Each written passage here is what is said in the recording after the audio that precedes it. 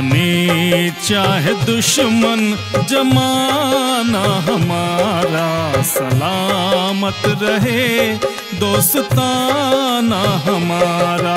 सलामत रहे दोस्ताना हमारा। बने चाहे दुश्मन जमाना हमारा, सलामत रहे दोस्ताना हमारा।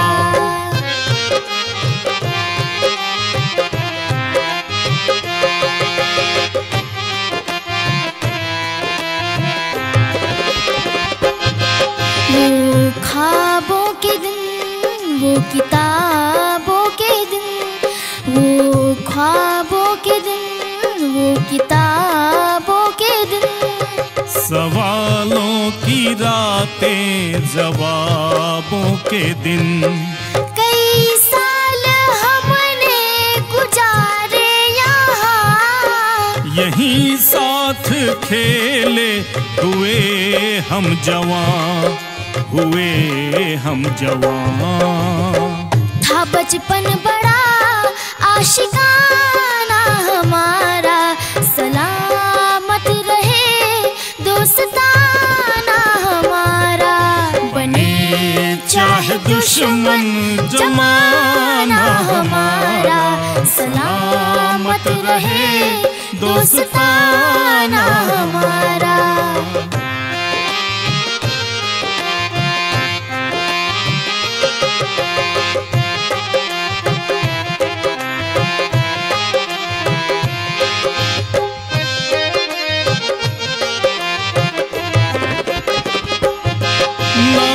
बिछड़ेंगे मर के भी हम दोस्तों, ना बिछड़ेंगे मर के भी हम दोस्तों।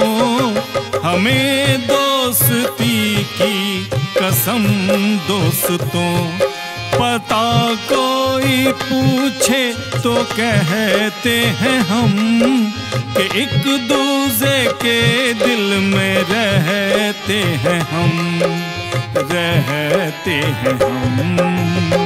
नहीं और कोई ठिकाना हमारा, सलामत रहे दोस्ताना हमारा। बने चाहे दुश्मन जमाना हमारा, सलामत रहे दोस्ताना हमारा। सलामत रहे दोस्ताना हमारा। बने चाहे दुश्मन जमाना हमारा, सलामत रहे दोस्ताना हमारा।